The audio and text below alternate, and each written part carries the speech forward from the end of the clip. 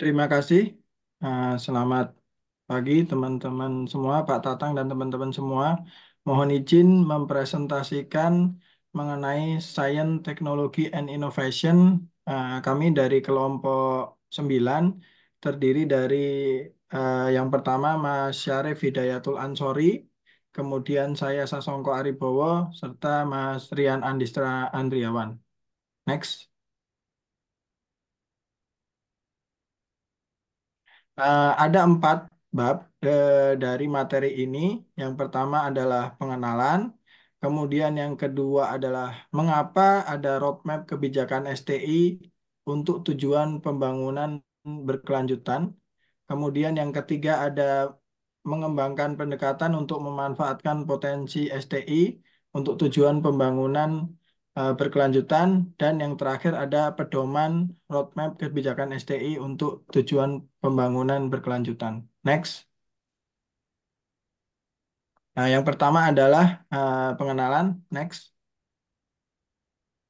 Nah, panduan terperinci tentang pembuatan roadmap kebijakan untuk Sains, Teknologi, dan Inovasi atau STI dalam rangka tujuan pembangunan berkelanjutan. Terdapat kerangka kerja bagi pembuat kebijakan untuk merancang, merencanakan, dan melaksanakan kebijakan publik yang berorientasi pada tujuan berkelanjutan jangka panjang. Sehingga pada kesempatan kali ini kita akan mendapatkan kerangka kerja yang komprehensif, terperinci untuk pembuatan roadmap kebijakan STI yang mendukung pencapaian tujuan pembangunan berkelanjutan dengan menekankan pada inovasi sistem, partisipasi pemangku kepentingan, dan integrasi kebijakan lintas sektor. Next. Nah, ini yang bab kedua. Kemudian yang pertama, Agenda Pembangunan Berkelanjutan 2030 mengakui bahwa STI merupakan faktor penting yang memungkinkan masyarakat untuk menjadi lebih makmur, inklusif, dan berkelanjutan secara lingkungan. Ada 3 hal yang dibahas di sini. Yang pertama, inovasi untuk rekonfigurasi sistem, inovasi sistem, kemudian inovasi mix yang cerdas. Nah, untuk pencapaian SGDS tadi memerlukan inovasi yang berpotensi merekonfigurasi seluruh sistem produksi dan konsumsi. Kemudian untuk inovasi sistem dibutuhkan inovasi pada tingkat sistem, bukan hanya tingkat teknologi, produk, atau proses individual. Kemudian innovation mix yang cerdas membutuhkan kombinasi strategis dari penerapan teknologi beresiko rendah dengan inovasi sistem yang disruptif. Kemudian next. Nah, yang kedua, alasan fokus pada roadmapping dalam konteks kebijakan STI menyoroti bagaimana roadmap teknologi yang telah lama digunakan dalam manajemen teknologi dapat diadaptasi untuk merancang dan melaksanakan kebijakan publik yang mendukung tujuan pembangunan berkelanjutan. Meskipun pendekatannya beragam, sebagian besar fitur pada serangkaian pertanyaan panduan dan fitur desain dapat digeneralisasi menjadi 3 poin ini. Yang pertama, refleksi pada keadaan saat ini, yaitu proses road mapping memerlukan refleksi, Pak, tentang keadaan pengembangan saat ini atau baseline-nya. Kemudian tujuan yang jelas. Roadmap harus memiliki tujuan yang jelas. Dimasukkan, diungkapkan melalui visi serta prioritas dan target strategis. Kemudian horizon waktu dan timeline. Jadi roadmap mencakup horizon waktu dan timeline yang menggambarkan proses pencapaian visi. Seringkali dengan skala, milestone, dan interval. Next.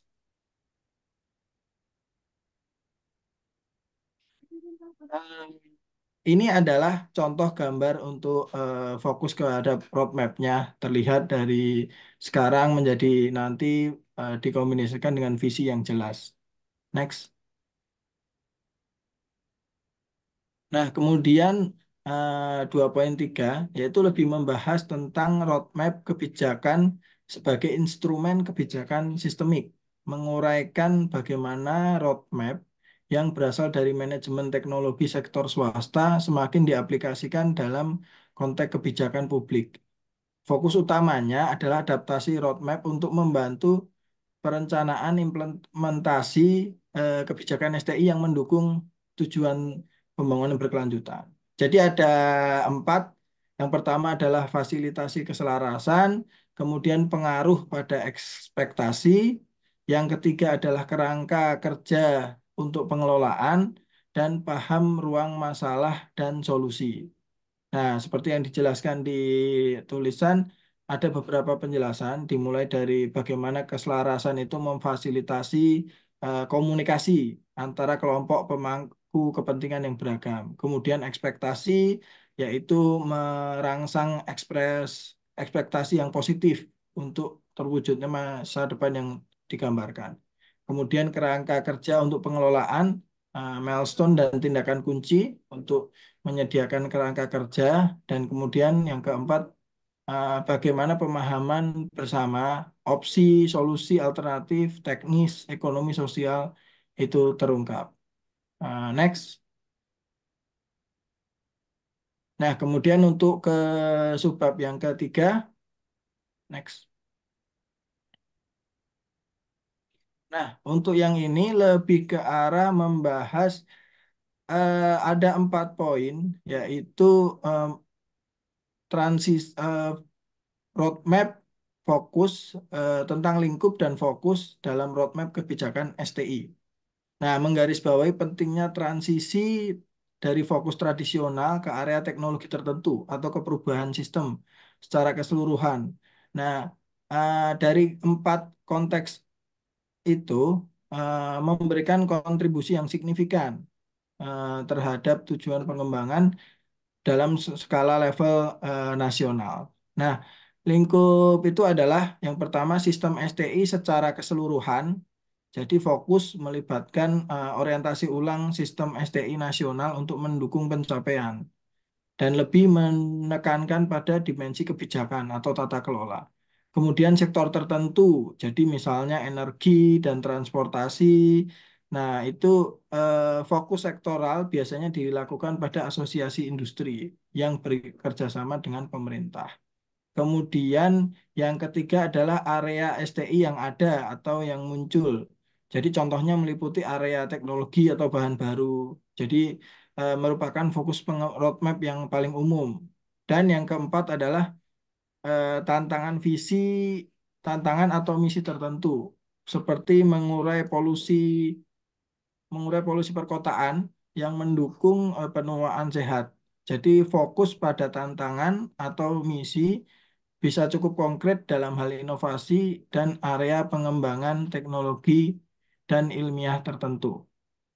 Next.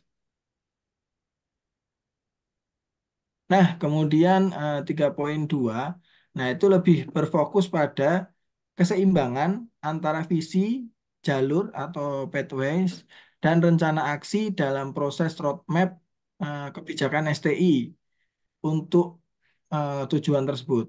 Bagian ini menekankan pentingnya penekanan yang tepat antara ketiga elemen tersebut.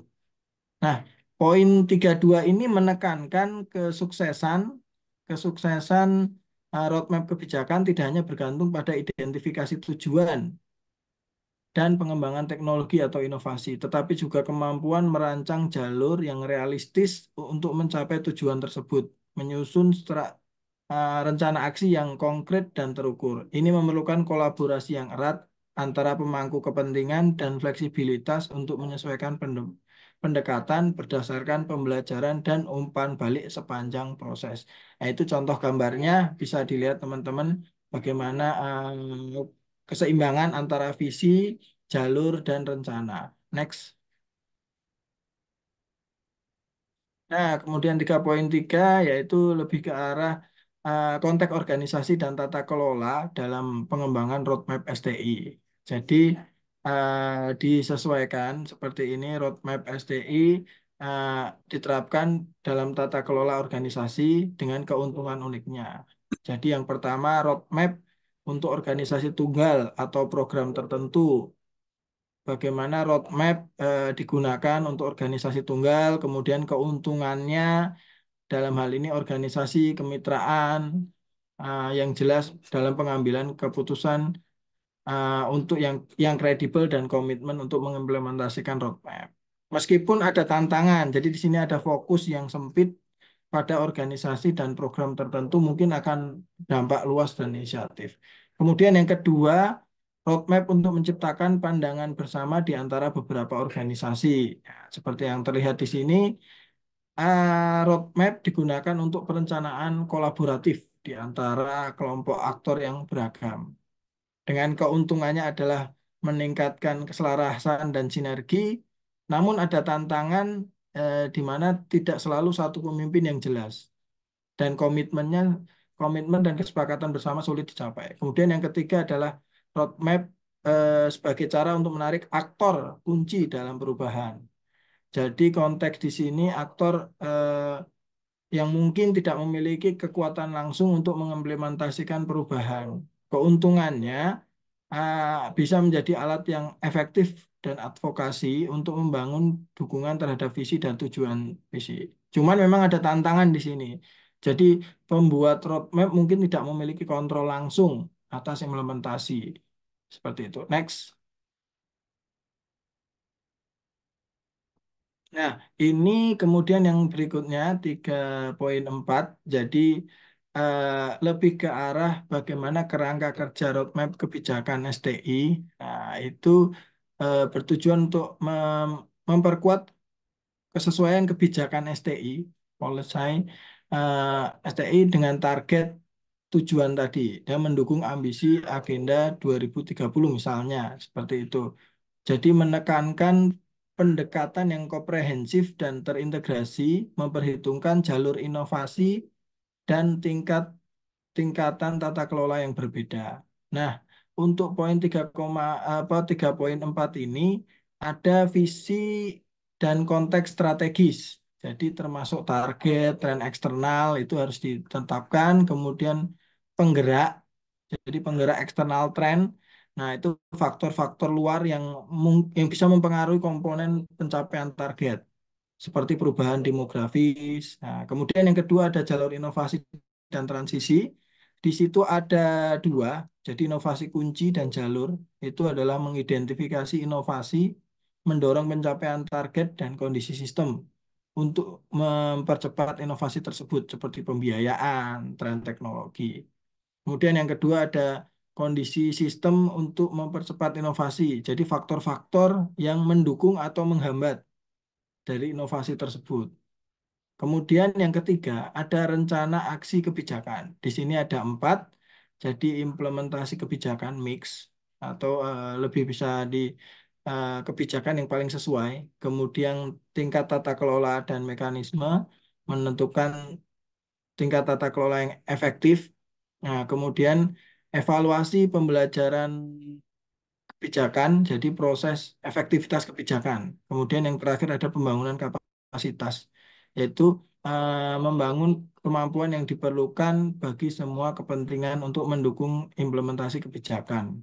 Seperti itu. Next.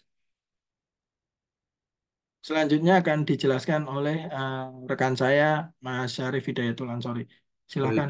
Silakan. siap. Terima kasih Pak Sasongko. Kita masuk ke bab 4. Di sini merupakan guideline untuk STI secara berkesinambungan untuk membentuk suatu apa namanya kajian tentang roadmap. Next, Pak. Nah, di sini eh, kita masuk ke perkenalan pertama yaitu di mana the kerangka kerja yang dirancang untuk membantu pembuatan kajian dalam pengintegrasian sains, teknologi, dan inovasi atau STI ke dalam perencanaan dan implementasi kebijakan yang mendukung pencapaian dari Sustainable Development Goals atau SDGs. Ada 6 langkah yang cukup sistematis yang dapat kita ikuti bersama untuk memastikan bahwa inisiatif dan strategi dari STI secara efektif berkontribusi pada program SDGs. eh Secara garis besar, step pertama yaitu scope and ambition.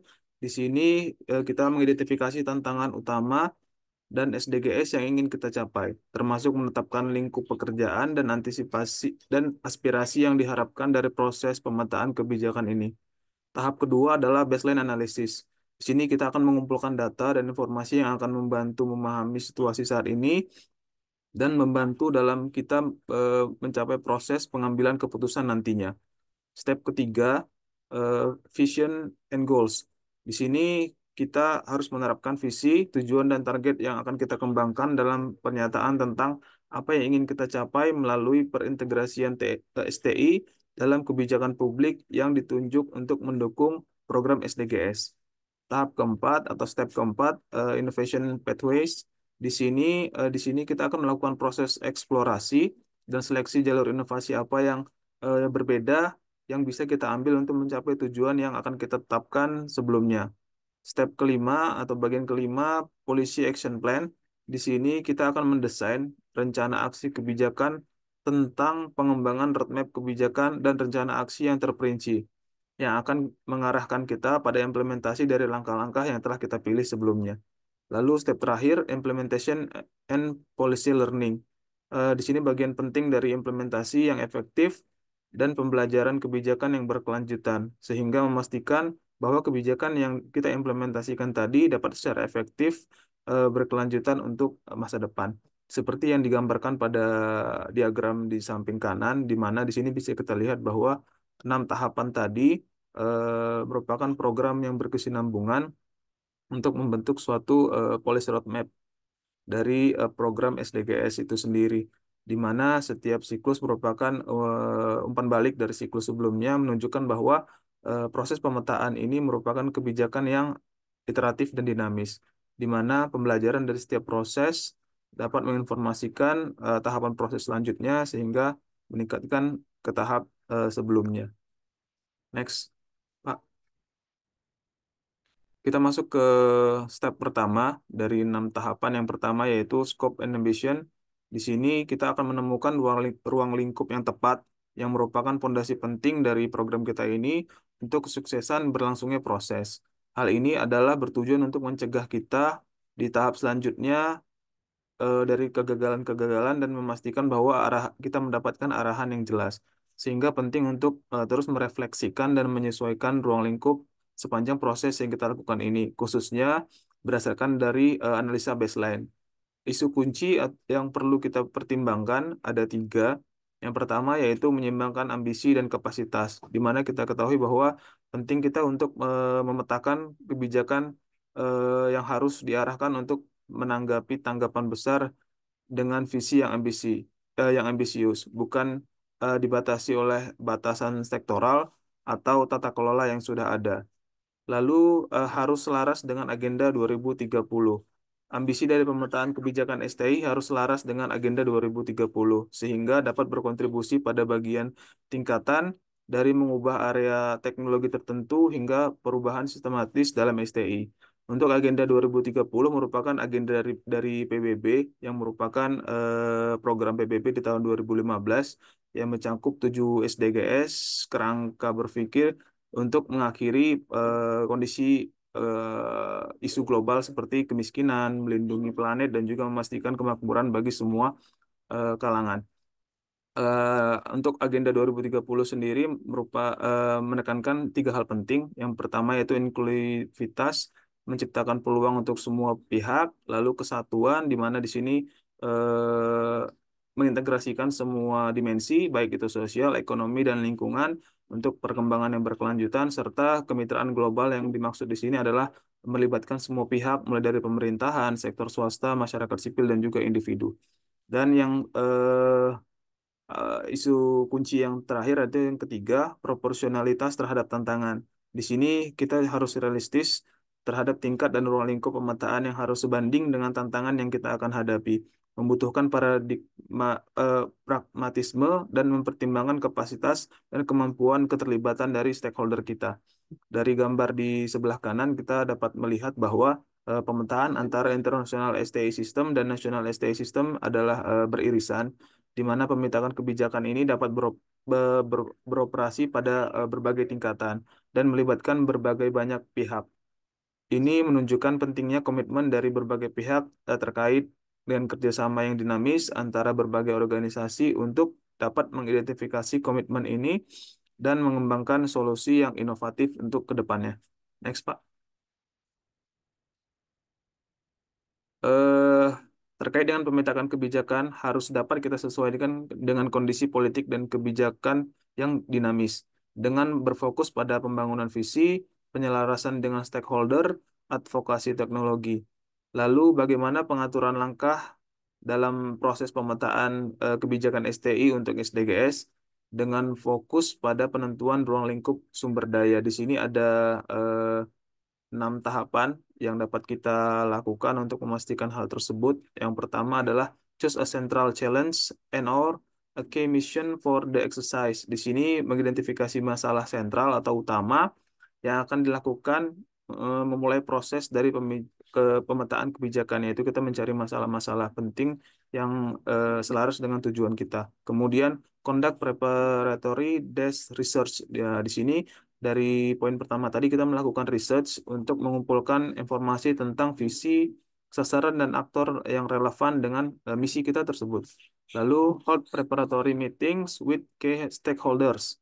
Di sini kita melakukan pertemuan persiapan dengan stakeholder atau pemangku kepentingan dan juga kita melakukan inisiatif mencari partisipasi yang lebih luas dengan cara mengadakan pertemuan terbuka ataupun survei dengan stakeholder kita. Lalu selanjutnya ensure resource needed for the process. Di sini kita harus memastikan atau menjamin bahwa ketersediaan sumber daya yang diperlukan untuk proses ini dalam keadaan cukup, baik itu anggaran dan juga resource lainnya. Lalu agree on the key step of the exercise. Di sini kita akan mulai menyetujui langkah-langkah kunci dari proses ini dengan memastikan keselarasan di dalam grup kita, lalu memastikan bahwa jadwal yang sudah kita buat untuk program ini adalah realistis dan anggaran yang tersedia dapat dipertimbangkan untuk melakukan program ini. Dan yang terakhir adalah ensure professional management on coordination. Di sini kita menetapkan struktur organisasi yang transparan dari proyek kita ini dan menyepakati milestone dan juga KPI untuk memantau pelaksanaan dari proyek kita ini dapat berjalan dengan baik. Pada bagian ini kita diberikan panduan untuk langkah awal dalam merencanakan strategi kebijakan yang akan mendukung program SDGs kita. Lalu mengarahkan fokus pada persiapan, lalu koordinasi, dan menyesuaikan sumber daya dengan output yang jelas dan teridentifikasi. Next, Pak. Nah, kita masuk ke tahap berikutnya. Step kedua, tahap kedua, baseline analysis. Di sini baseline analysis kita diminta untuk membangun basis bukti untuk memahami proses, jawaban atas pertanyaan di mana kita sekarang, serta untuk mengetahui tren dan dampak yang ada dengan cara mengeksplorasi inovasi yang potensial dari ide-ide yang sudah ada. Isu kunci yang perlu diperhatikan atau dipertimbangkan yang pertama adalah desain riset dan metodologi. Di sini kita harus mengikuti praktik-praktik terbaik yang mungkin sudah ada sebelumnya, yang sudah mapan, dengan menggunakan berbagai metode untuk mengumpulkan dan menganalisa data yang relevan dengan proyek kita. Lalu kredibilitas proses. Sangat penting untuk kredibilitas dari proses pemetaan kebijakan. Analisa ini harus memvalidasi asumsi-asumsi yang digunakan untuk menentukan visi dan jalan dari inovasi kita dan juga kapasitas sumber daya dan kompetensi yang kita miliki. Di sini kita membutuhkan kemampuan untuk melaksanakan dan mendapatkan dukungan eksternal jika memang diperlukan. Lalu bagaimana cara kita mengatur langkah-langkahnya? Yang pertama adalah kita harus menentukan kedalaman dan lingkup yang tepat. Dengan analisis bisa berkisar dari pemindaian cepat seperti sampling atau quick scan hingga kajian yang cukup mendalam, tergantung dari bagaimana topik yang kita pilih dan sumber daya di perusahaan kita yang tersedia. Lalu selanjutnya desain metodologi analisis baseline. Di sini memanfaatkan metodologi yang sudah ada dan bisa disesuaikan dengan struktur kebijakan dan topik yang dihadapi. Berarti kita mengadopsi dari yang sudah ada dan disesuaikan dengan kondisi demografi dari perusahaan kita. Kemudian gunakan pendekatan yang relevan. Di sini kita menggunakan analisa sistem dari performa STI suatu negara untuk mengidentifikasi elemen sistem yang dapat kita perbaiki melalui kegiatan dari roadmap. Di sini, eh, next Pak.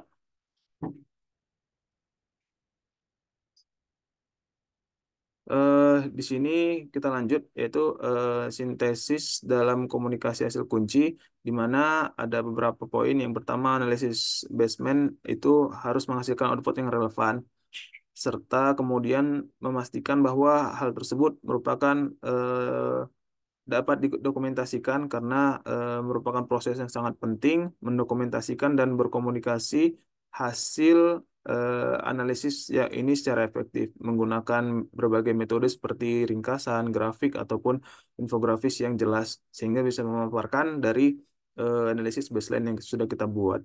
Lalu output internal harus dirancang untuk mendukung pemahaman untuk semua proses mulai dari proses pemetaan dengan menyediakan informasi yang ringkas dan mencangkup dari pertemuan-pertemuan yang sudah ada sebelumnya.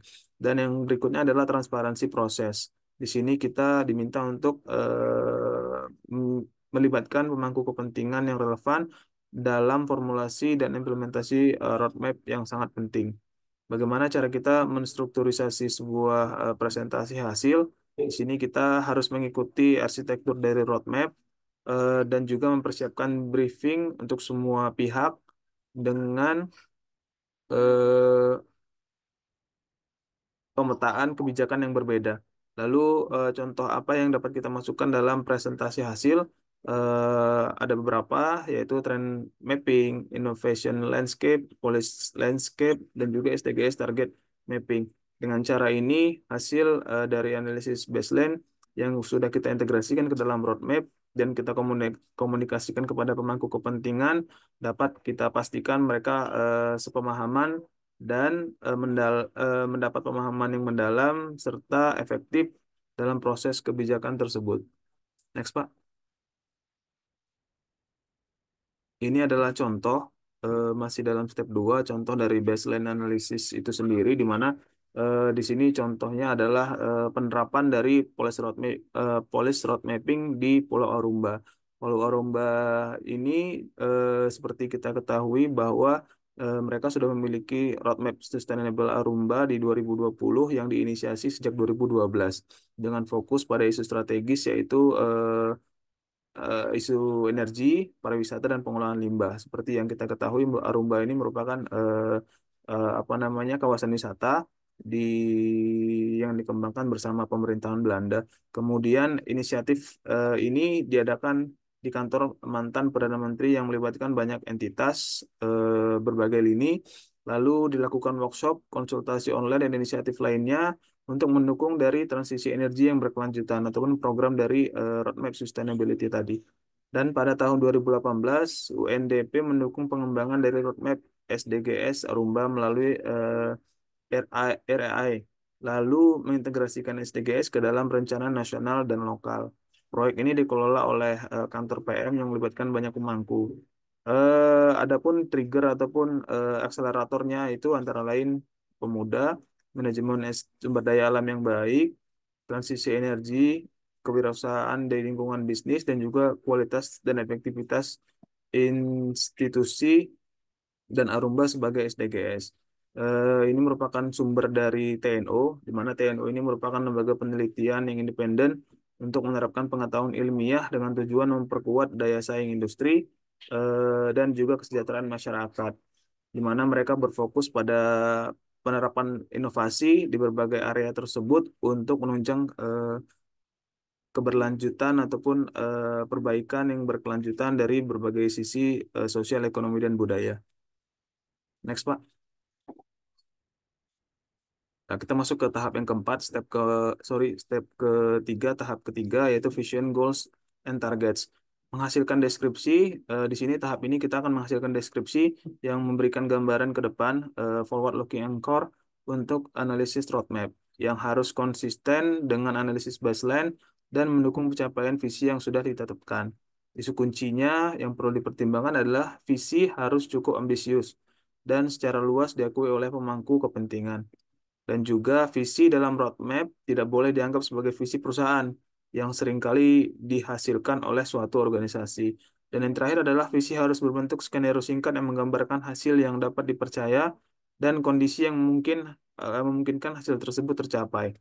Bagaimana cara mengatur langkah ini? Dengan berbagai cara, diantaranya adalah workshop yang interaktif untuk menghasilkan ide-ide di mana setiap partisipan workshop harus memberikan ide mereka untuk menghasilkan gagasan atau pandangan yang alternatif.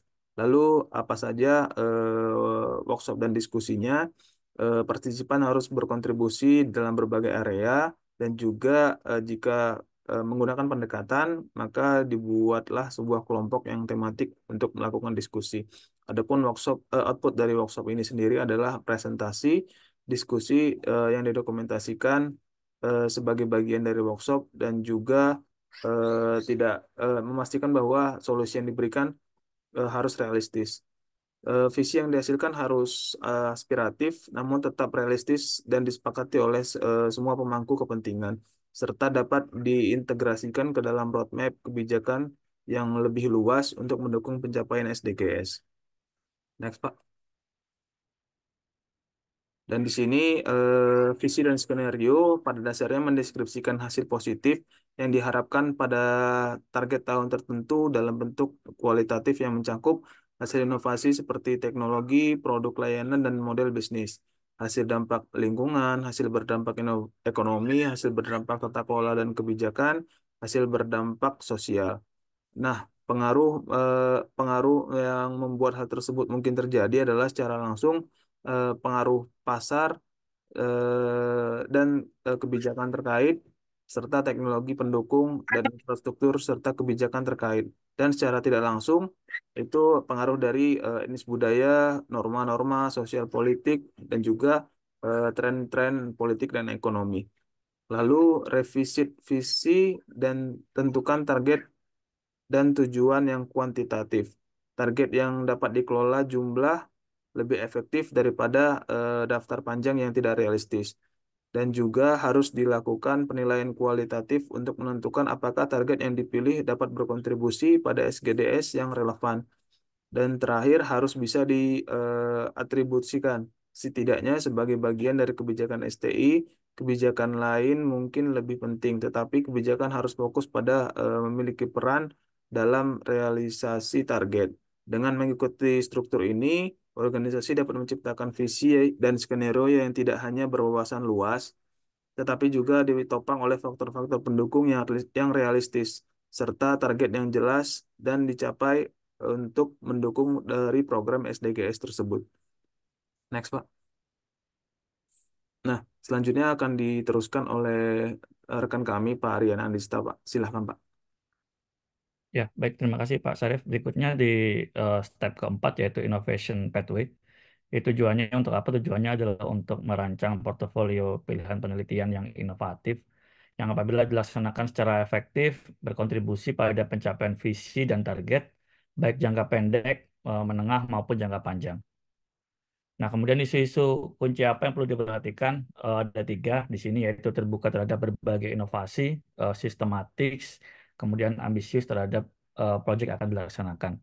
Untuk yang pertama, terbuka terhadap berbagai inovasi. Yang dimaksud di sini adalah eh, bagaimana cara untuk mencapai visi dan target yang disepakati di langkah sebelumnya, di mana kita dapat mempertimbangkan definisi dari inovasi yang sangat luas dan mempertimbangkan beragam jalur transisi alternatif.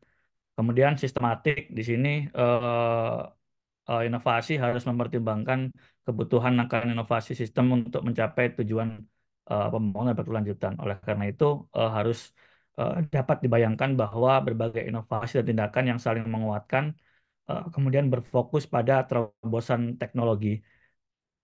Kemudian berikutnya ambisius namun layak dilaksanakan. Yang di sini dimaksud adalah inovasi memiliki nilai yang nilai, nilai ambisi yang tinggi, namun harus tetap berjalan pada roadmap yang ada. Kemudian berikutnya adalah inovasi yang berkontribusi pada pencapaian visi, ada tiga, yaitu eksplorasi jalur inovasi alternatif, eh, penilaian jalur inovasi alternatif, dan berikutnya adalah pemilihan portofolio proyek penelitian dan inovasi. Yang pertama, eksplorasi jalur inovasi alternatif, ya ini melibatkan berbagai perspektif, eh, pikiran dan kreativitas, kemudian menggunakan bukti keahlian yang ada, serta melibatkan peneliti, mengembangkan narasi melalui pendekatan seperti skenario workshop dan design session. Kemudian memastikan partisipasi pemangku kepentingan yang mewakili beragam kepentingan. Poin berikutnya terkait dengan penilaian jalur inovasi yang alternatif, mempertimbangkan dampak sosial, ekonomi, dan lingkungan yang ada. Kemudian harus mempunyai nilai yang secara langsung berdampak pada target tujuan, serta mempertimbangkan jangka waktu atau timeline implementasi. Kemudian pemilihan portofolio proyek penelitian dan inovasi, pemangku kepentingan membuat keputusan berdasarkan informasi mengenai jalur inovasi dan portofolio apa yang akan menjadi prioritas utama di jalur tersebut.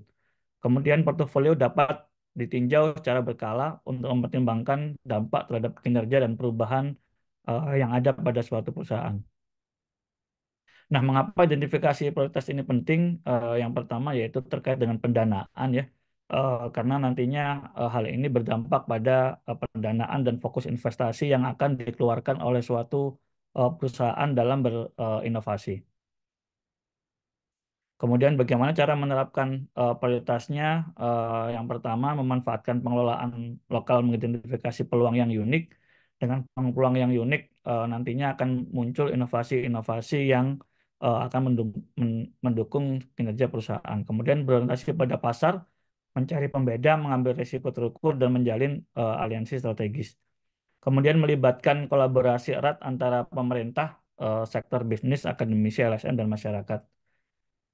Selanjutnya adalah analisis komprehensif di mana dilakukan evaluasi mendalam pada sektor peneliti, inovasi, struktur industri, keterampilan, SDM, kebutuhan pasar, anggaran, serta ekosistem inovasi yang ada. Dan ini harus mempertimbangkan kebutuhan lokal dan tantangan global yang kompetitif.